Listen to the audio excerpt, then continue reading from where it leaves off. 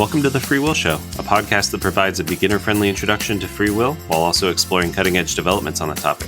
I'm Taylor Sear. And I'm Matt Flummer. In this episode, we talk with Pamela Hieronymi about P.F. Strawson's Freedom and Resentment, his ethical naturalism, and her recent Gifford Lectures. Thanks for listening.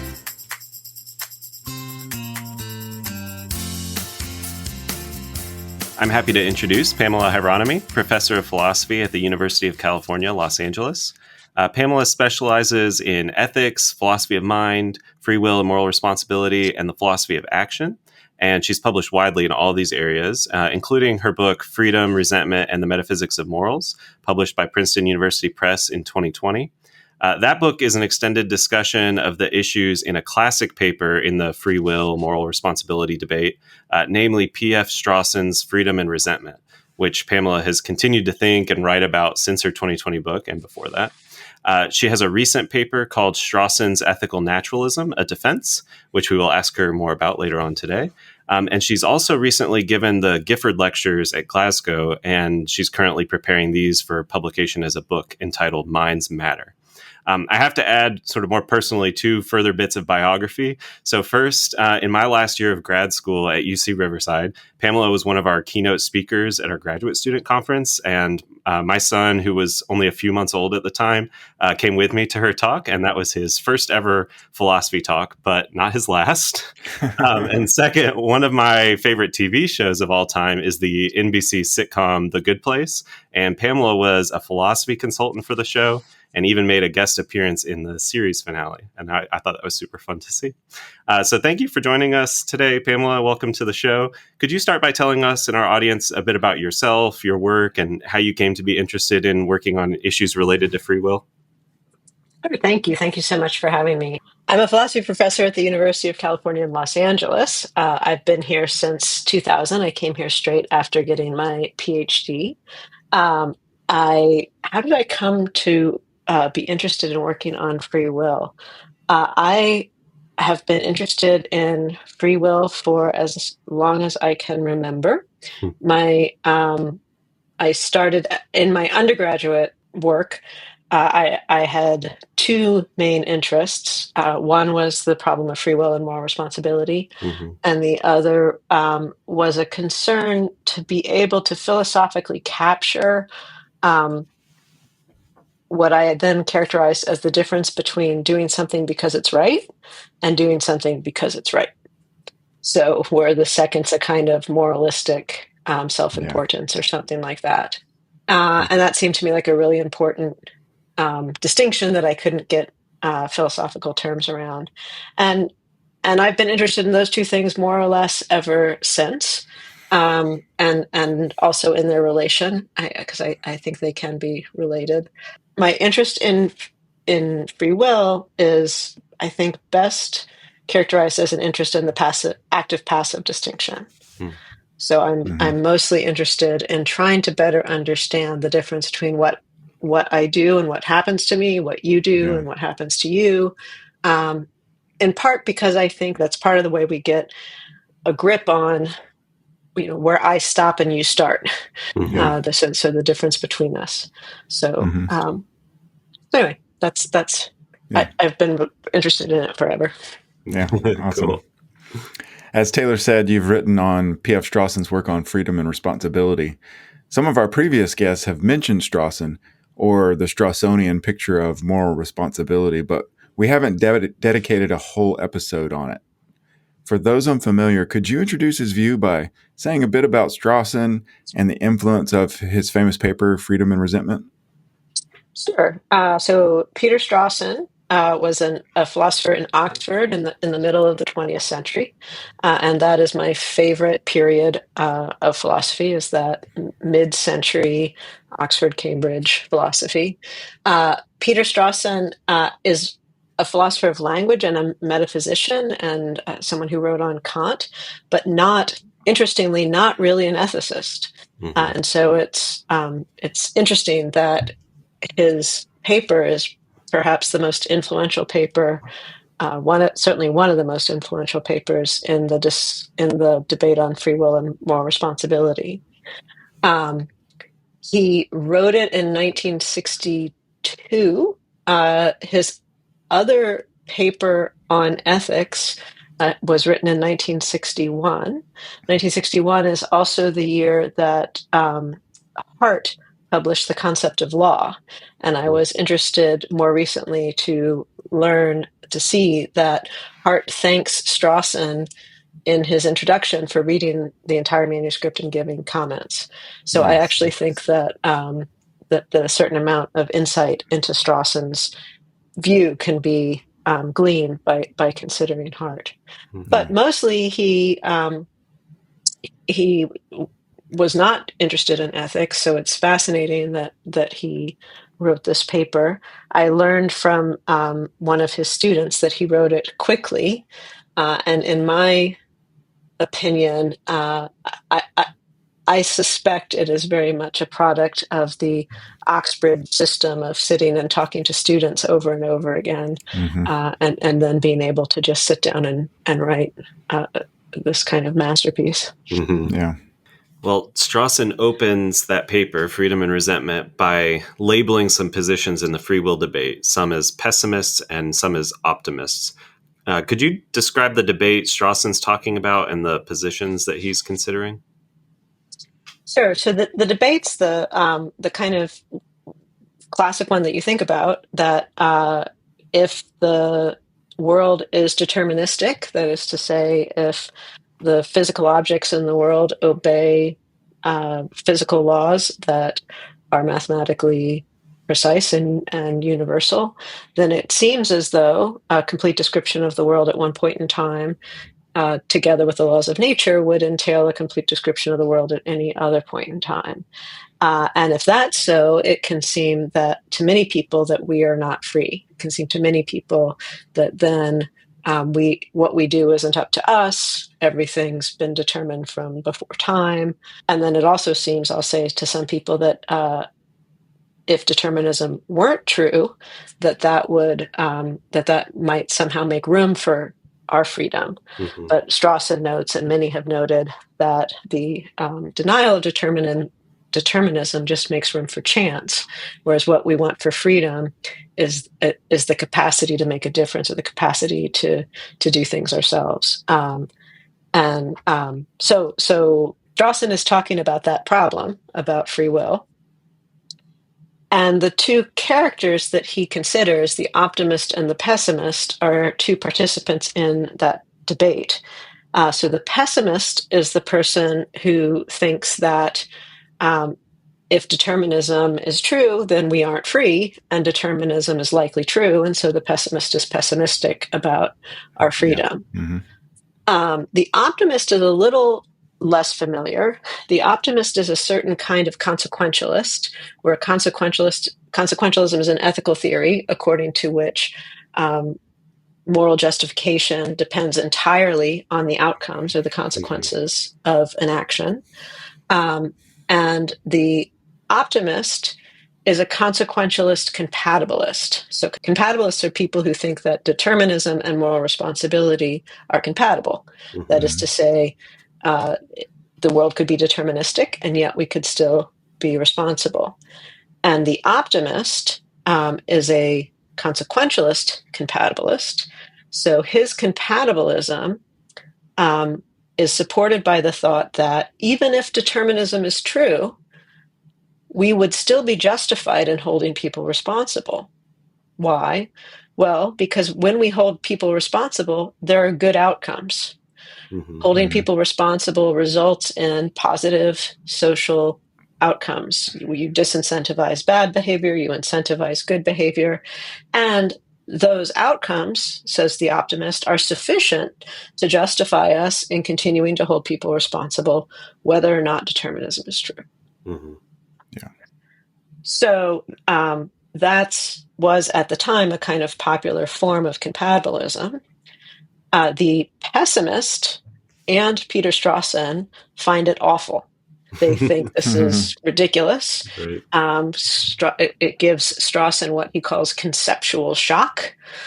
He has the pessimist, he puts in the mouth of the pessimist that this isn't even the right kind of justification for holding people responsible, because it has nothing to do with freedom.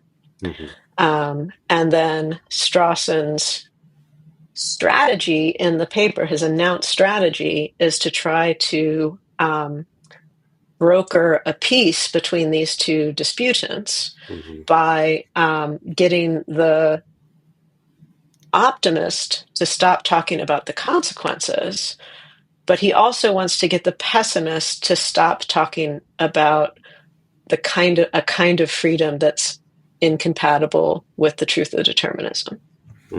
Yeah. So you can see from the beginning of the paper that he thinks he's going to address this problem by getting each side to stop talking sort of one step earlier, so to speak. And it's hard to see at the beginning how he could do that. Right. But that's his setup. Yeah. Yeah, Strawson's position on the freedom determinism debate calls our attention to reactive attitudes, such as resentment or gratitude. And this is part of our form of sociability, to use a term from your work. Could you explain Strawson's view of the reactive attitudes and why he takes our sociability to be a natural fact about us and one that is not the sort of thing that stands in need of being justified? Yes. So the reactive attitudes. We've said that this paper is extremely important in the literature, and by far, I think its greatest contribution has been Strawson's notion of the reactive attitudes, and they are a central part of his strategy. It's a super interesting idea. So the thought is that there's a class of reactions that we have that are reactions to the quality of someone's will. So they're essentially reactions to someone with a point of view, and with a point of view on you and others, who's capable of treating you with respect or not. That's how I would put it. So to illustrate, if you find if you go out in the morning trying to get to work and you find that your tires are flat, you have a flat tire because there's a nail there or something, you'll be frustrated. If you come out and you find that someone has slashed your tires, you may be resentful or indignant. If you if you have to walk across a board and it holds your weight, you might feel relieved. If somebody steadies that board for you, you might feel grateful. So gratitude, as opposed to just relief, is a reactive attitude, and resentment, as opposed to just anger, is a reactive attitude. And so Strawson noticed that we have this sort of classification that we haven't really identified until he did so, of emotions or attitudes that we pick out in part because they, so to speak, are apt just in case they're reacting to the quality of someone or something's will. Now, it's worth noticing that that we actually sometimes have these attitudes towards things. Like, so you might be grateful to your car for being so reliable, or you might resent your computer for shutting down just then. And I don't think those are counterexamples to Strawson's claim. I think it's instead that when we do that, we notice it's a mistake, but I do think it's very interesting that we have. I think it shows that we have a kind of tendency to want to animate the whole world, and it's a bit of a achievement for us to recognize that some things are just things, and you can be frustrated or relieved, but no point in being grateful or resentful. Are there blurry cases where it's not clear whether we're getting the distinction right, like in maybe with non-human animals, some that Oh, are higher have higher intelligence. yes. So there is a good question about what it takes to be an apt target of these things, and um, and and you might think that your dog could betray you, or you might be grateful to her, and that kind of thing. And I do think that that when you're thinking about with whom we stand in the relation in which these attitudes are apt, that's not going to be a bright line. I mean, that's Mhm. a substantial view I have, and a controversial one. But Yeah. I do think that, as you said, I think these attitudes are um, a part of the human form of sociability. But I Hmm. think that human form of sociability has continuity with other forms of sociability, um, Yeah. and um, and has a wide variety within it as well. Hmm. And so, are there the flip side of that question? Are there human beings who it would be inappropriate to have reactive attitudes towards?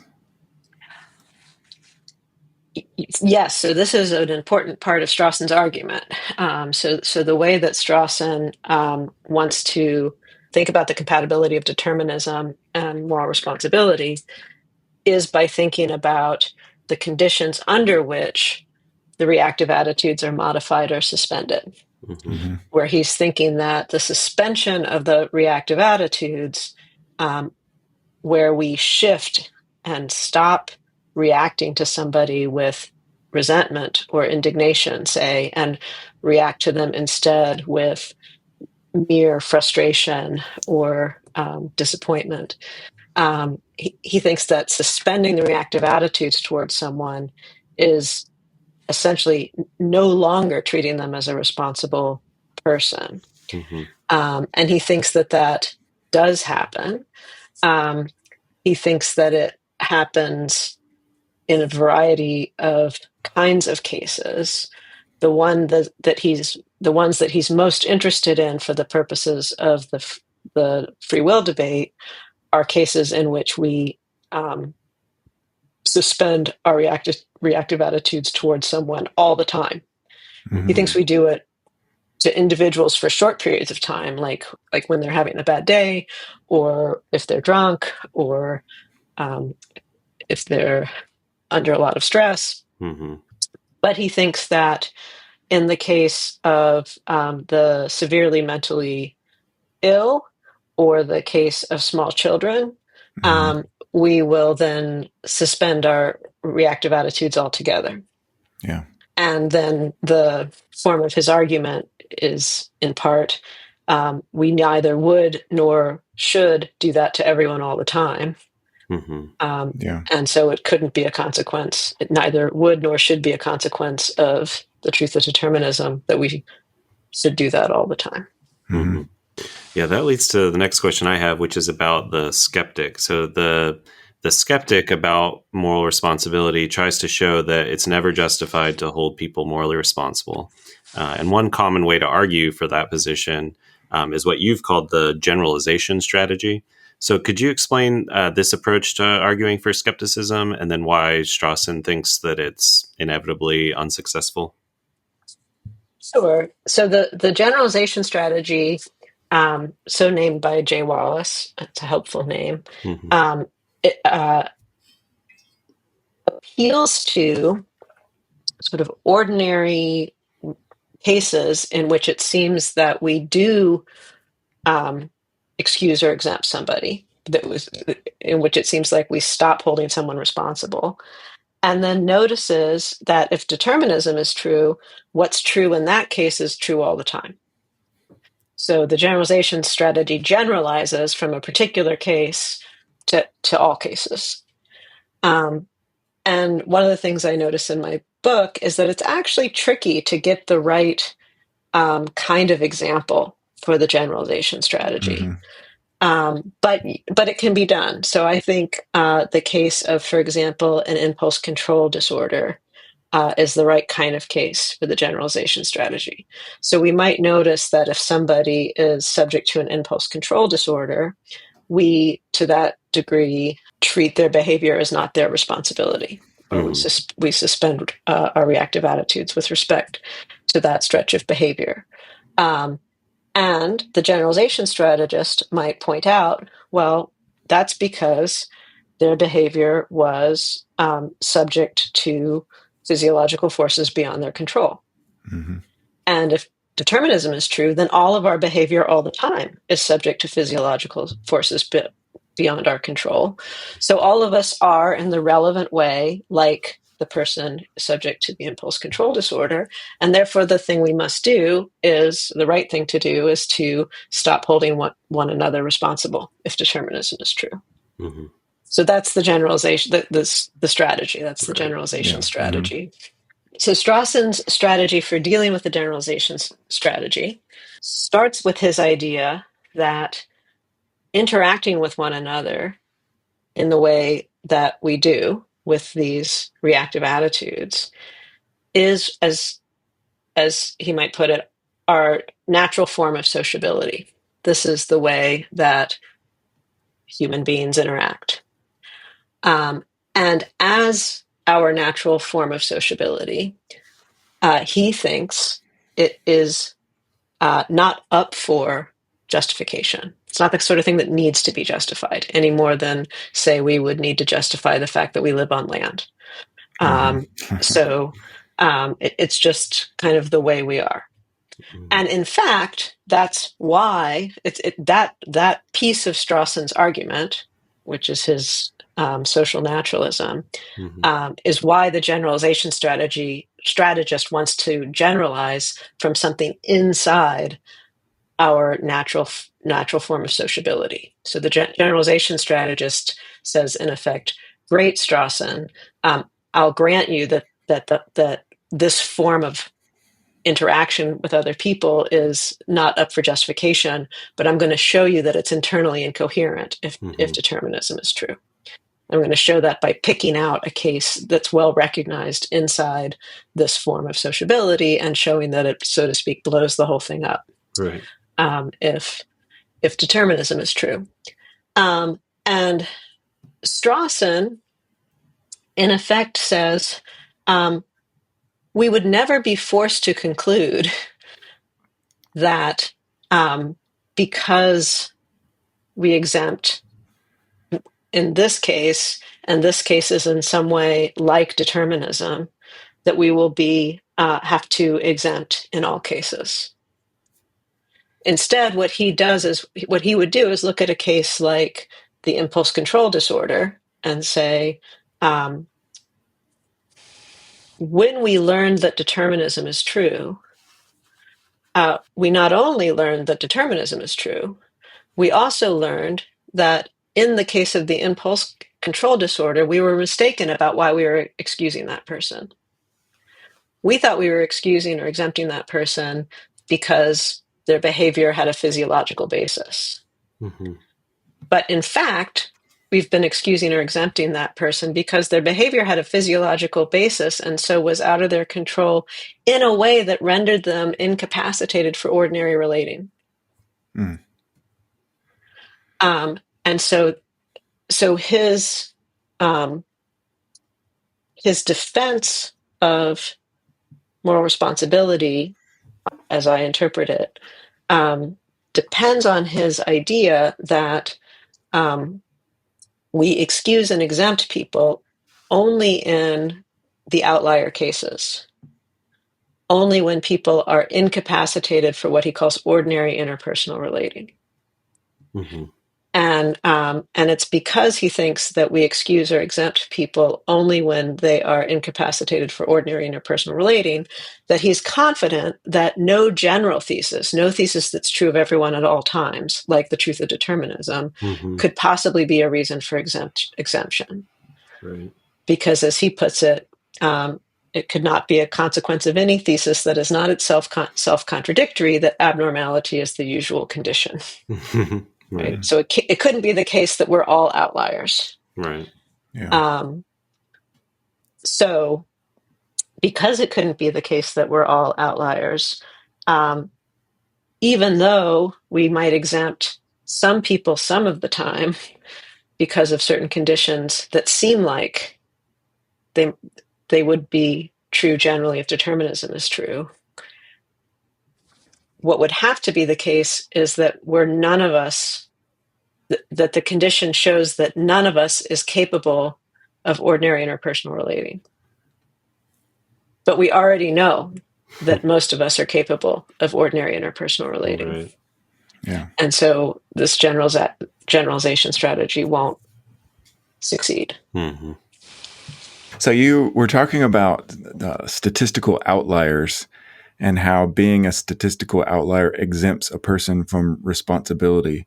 So could you say more about why Strawson wants to use statistics in this way and why he thinks that this is relevant? Sure. So one thing that's been overlooked, I think, largely in the interpretation of the article is that from the beginning, he makes clear that he says, somewhat strikingly, that he doesn't know what determinism is. He doesn't know what the thesis is. But it's not going to matter that he doesn't know, because it's enough that it's a general thesis, which is to say it's enough that it's a thesis that's true of everyone at all times, which means that he thinks he's got an argument up his sleeve according to which no general thesis could show that that we either would or should stop treating people as responsible adults. And so that's a sort of stunning claim. Yeah. And I do think that that his underlying picture of the nature of morality makes good on it. Mm-hmm. But that underlying picture of the nature of morality is that we have a form of sociability, we have a way of life. That way of life is such that there are certain norms to which we hold one another. Those norms are in part constituted by our proneness to have reactive attitudes towards one another. Mm-hmm. So you could contrast this with a society held together just by, say, surveillance and sanctions. In a society that was held together just by surveillance and sanctions, no one would engage in what you might think of as moral reasoning. The only thing we would have need for would be prudential reasoning. Right. But in our society, our norms are held together in part by an expectation of regard for one another and these reactive attitudes when somebody shows you either too little or an extra lot of regard or goodwill. But he thinks that the content of those expectations as a part of our natural sociability is such that it can adjust. This is a part I add that is controversial, but I think he's thinking it will adjust and take into account whatever is true of us generally. It's going to have priced in, so to speak, whatever our capacities are. But let me give an example of the way in which it might change. So suppose that, right now, being drunk is something that sometimes exempts. So if you're out with your buddy and they're unusually drunk and they say some mean things, you might sort of shrug that off and be like, well, they were drunk. And then if somebody if you think of someone as an alcoholic who has a disease, again, you might exempt in that case. But now imagine a case in which everyone naturally has only the degree of memory and attention and impulse control that we now have when we're pretty drunk.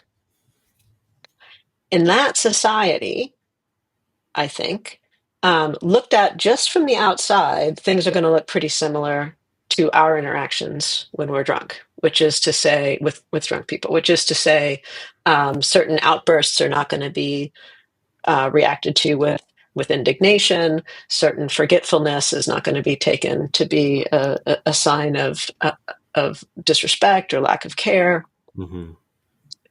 But notice, it's not going to be the case that in that society, everyone's being exempted all the time.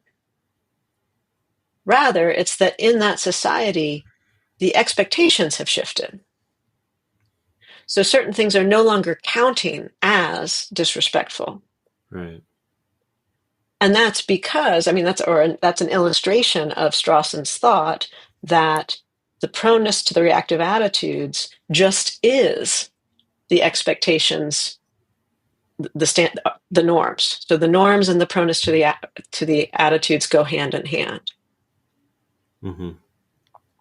And we're committed to interacting with one another in this participant engaged way. That's our form of sociability. So long as it's tolerably workable, we'll find some set of norms to interact with one another on. However, at the edges, Mm-hmm. in the outlier cases, we might let things go. Mm-hmm. So when somebody's drunk, when somebody's having a bad day, when they're a small child, if they have severe mental disabilities, we might step away from our usual kinds of reactions and expectations. But crucially, those are the outlier cases. Right. Mm-hmm.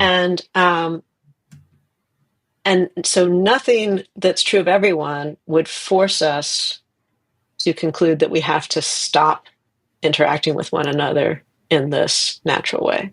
Mm-hmm. So I think it's helpful to think about an analogy here for the generalization strategy. So imagine that there's a nearby possible world where they play a game very much like baseball. And in this nearby possible world, the rules of the game are explicitly written down in a rule book. And one of those rules says that if performance-enhancing drugs have been used during a game, that game does not count. All of the stats are wiped out. No one won or lost. It's as though the game weren't played. Mm-hmm. And in that rule book, it's also explicitly stated that a performance-enhancing drug is any substance that improves player performance at the long-term cost of player health.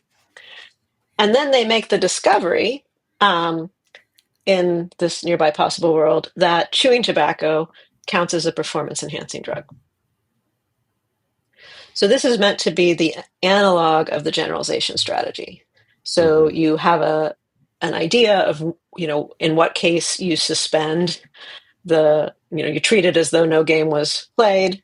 It's this thing about performance, about long-term player health and performance enhancement. And then you make the discovery that, and sorry, I should have said, at every game that's ever been played, somebody's using chewing tobacco. Right. So then you make the discovery that this thing that you've always taken to be a reason to suspend is true all the time. So that's like the generalization strategy. And I take it that that's like what the incompatibilist tends to think, which is that we have for hundreds of years thought ourselves to be free in a way that the truth of determinism would show false. And suddenly we've discovered that, and we've taken the absence of that kind of freedom to excuse. And suddenly we've discovered that that it's always true that none of us has the kind of freedom that's required. So if that analogy is helpful, I think Strawson's reply, when he would look at an analogy like this, is to point out that we wouldn't, in fact, be forced to conclude upon learning that chewing tobacco satisfies the definition of a performance-enhancing drug that, oh my God, no baseball game has ever been played. Right. Yeah. Like, if that were to happen, we would be, I think, we would be faced with a set of options. So we have to think about and figure out how to proceed. Mm-hmm.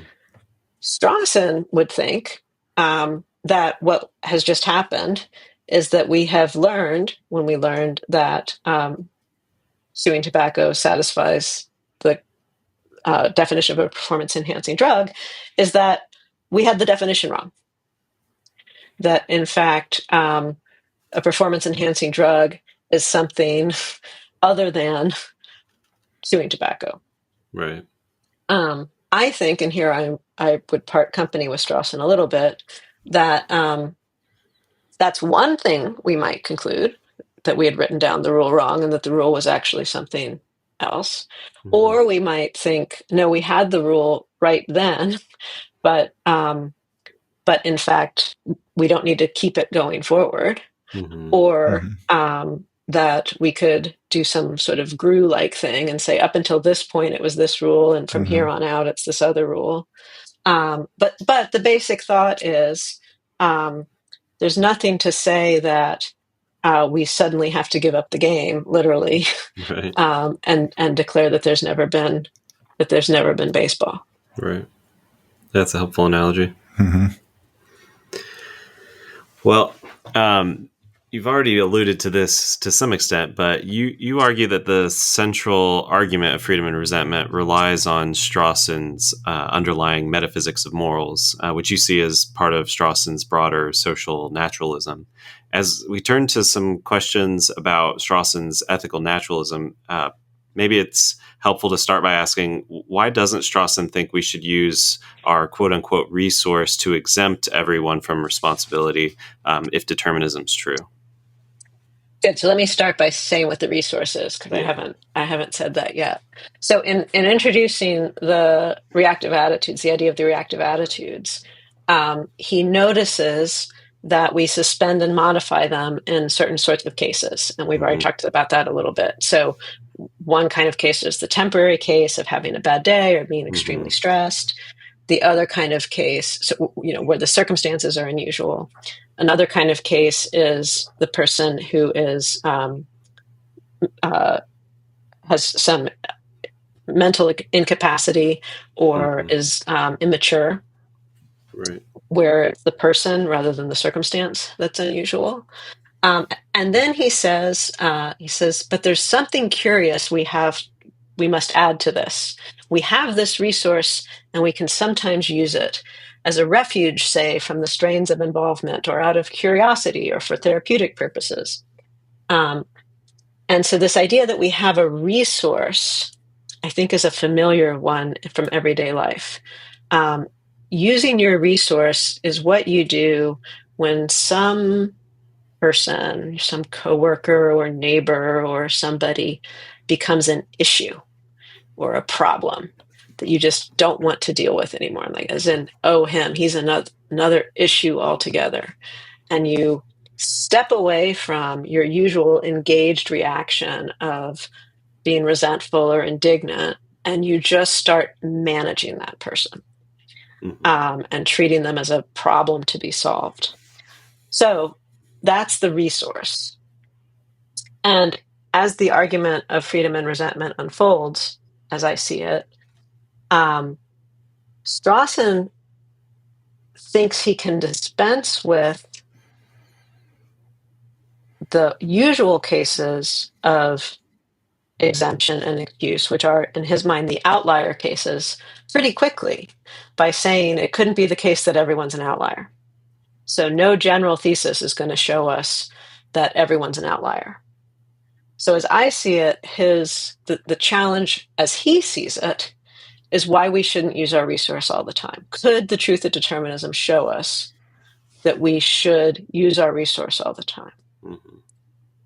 And it's an answer to that question that he says, to ask that question is to have failed to appreciate our commitment to interpersonal relationships. So,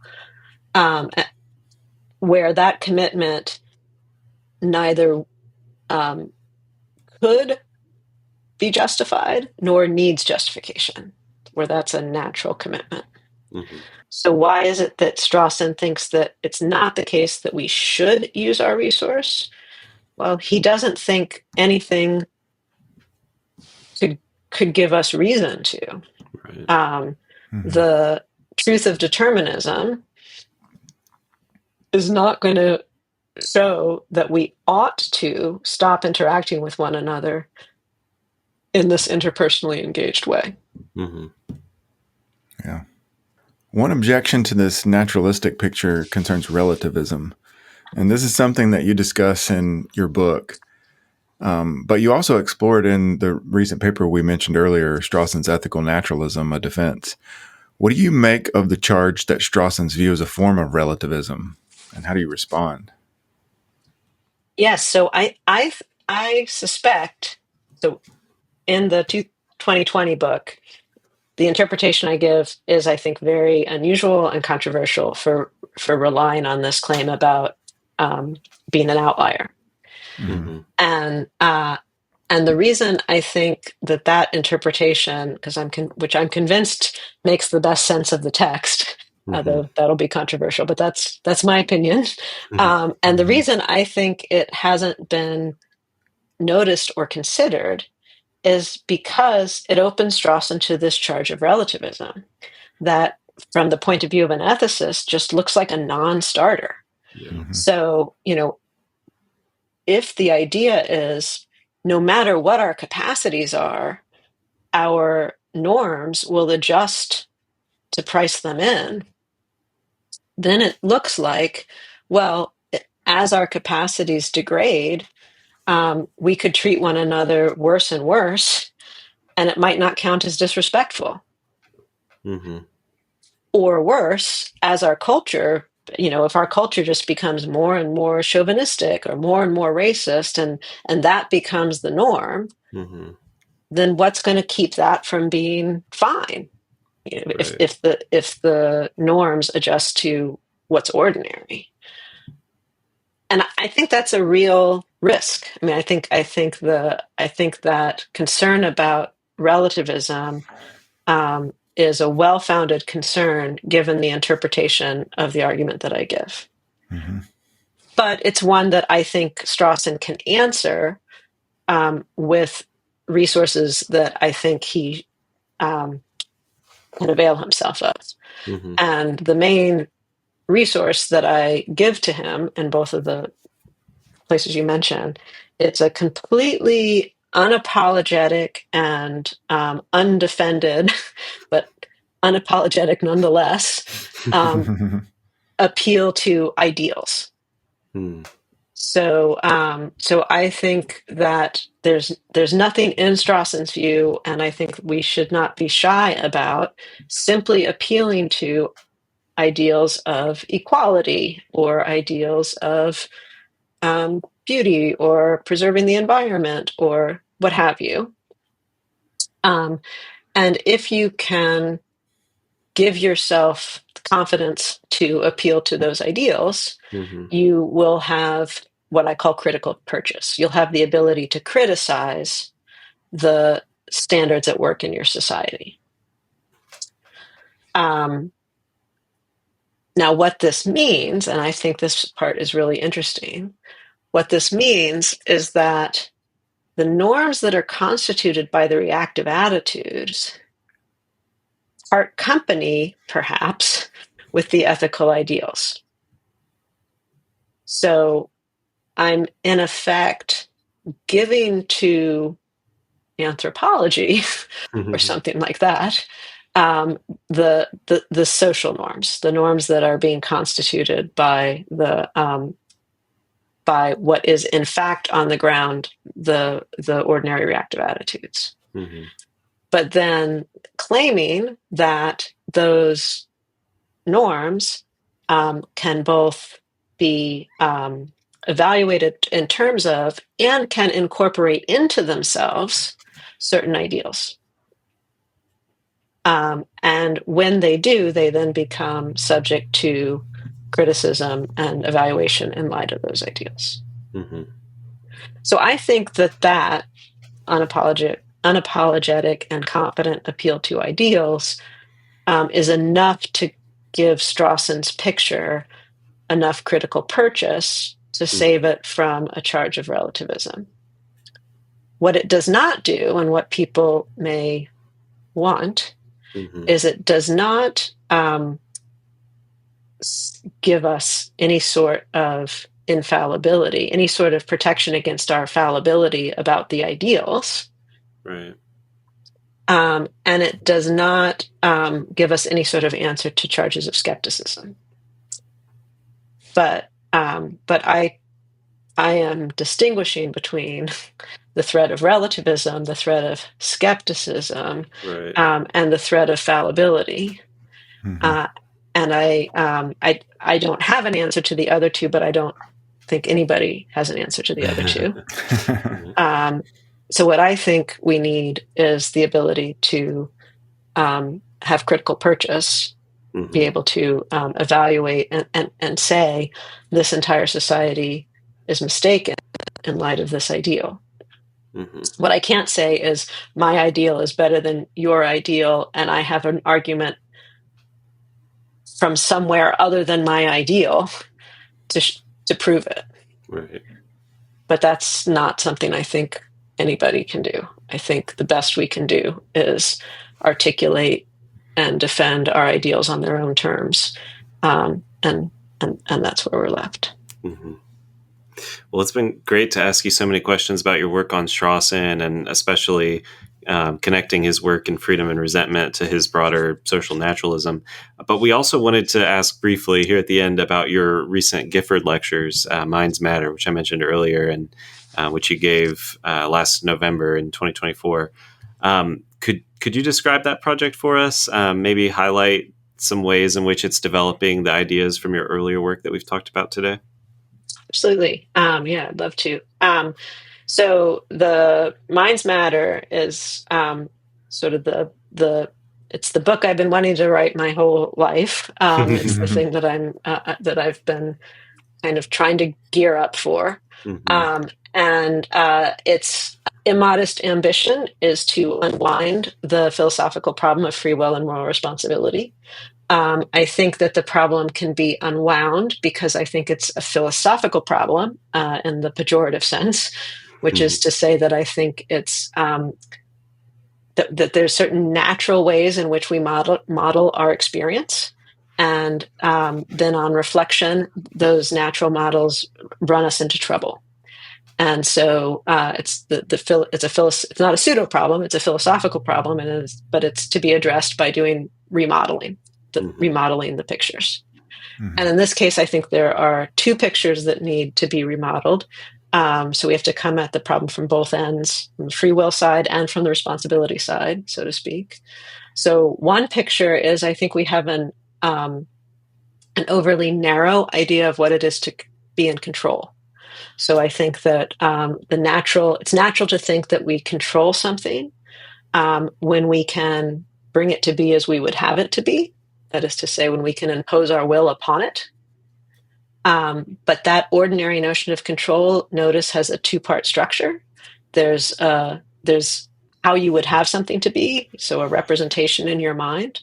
And then there's the bringing it to be, the imposing it on the world.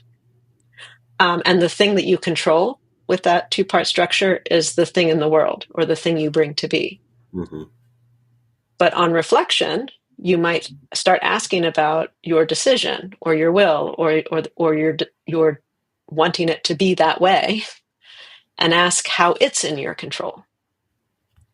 And if the only notion of control we have is this one, where you impose your will upon something, it's going to seem as though you need to get your will into the position of the object of control and control it. But now you're going to have a higher order or a further back willing, and we're going to get a regress. And I think that regress is fatal and unavoidable if the only notion of control we have is this ordinary one. So I think we need to expand our notion of control and include the kind of control we enjoy with respect to our own answers to questions, which I call evaluative control. I've worked on that a lot in other work. And so here in this book, in the first part of the book, I am arguing that by giving ourselves that notion of evaluative control and understanding the ways in which it's like ordinary control, though different from ordinary control, we can solve half the problem, so to speak. And then, but then, even if my reader gives me everything I want about evaluative control, even if they say, okay, Hieronymi, fine, see what you're up to, I'll let you call it control, I'll agree it solves certain problems, but it is definitely not enough for moral responsibility. So then the back half has to come from the other direction and say that our picture of moral responsibility is off-center. So our ordinary picture of moral responsibility is what I call the merited consequences conception, and I think that's a fair way of characterizing what people talk about in the literature. So to be responsible, people seem to think, is to be open to a certain sort of evaluation on the basis of your actions and attitudes. So you can be evaluated as respectful or disrespectful or kind or generous or spiteful or conscientious or what have you. And then in light of that evaluation, you sort of merit, or it's apt to respond to you in certain ways with punishment or sanction or resentment or reprimand or something like that.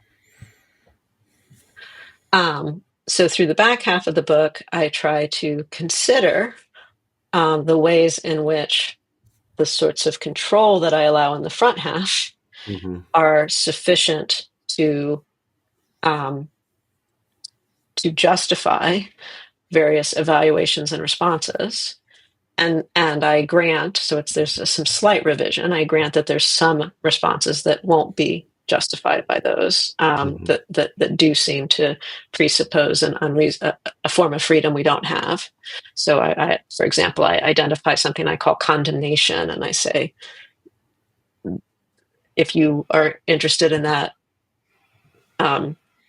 you're right, it would require more freedom than we have, but I think it's a small thing to give up. So I consider the ways in which the kinds of control that I consider in the first half of the book do or don't justify these evaluations and responses. But by the end, I want to say that this merited consequences picture is off-center, that it makes it out as though the main way that we treat other responsible adults is by evaluating them, that is, like, grading them, and then having them merit something, like giving out a penalty or a prize. And I want to say that misses the most central way in which we hold people responsible, which is that we take the quality of their will to matter. So here's where I come back to Peter Strawson and the reactive attitudes. Right. So I want to replace the merited consequences picture of responsibility with what I call responsibility as mattering star. And I throw this star in there, asterisks in there, because lots of things matter, but don't matter in this way. But, responsibility as mattering in that way that the quality of adults' wills typically matter to other adults. And I think that once you make that shift, the kinds of responses and reactions that we have to one another, they're less like voluntarily imposed treatment, like a sanction or an incentive or a prize. They're instead the way in which the quality of somebody else's will manifests itself in our relations to one another. So just as somebody's unreliability will manifest itself in their relationships as distrust, and that distrust will be apt regardless of whether the person is at fault for being unreliable or regardless of whether the person could help being unreliable. It's just the way that unreliability shows up in the relationship. So too, I want to say resentment is the way in which somebody's disrespect shows up in their relationship with other people, regardless of whether they're at fault for being a disrespectful person, regardless of whether they could have become a less disrespectful person by hard work or whatever. It's just the way that disrespect shows up in the relationship.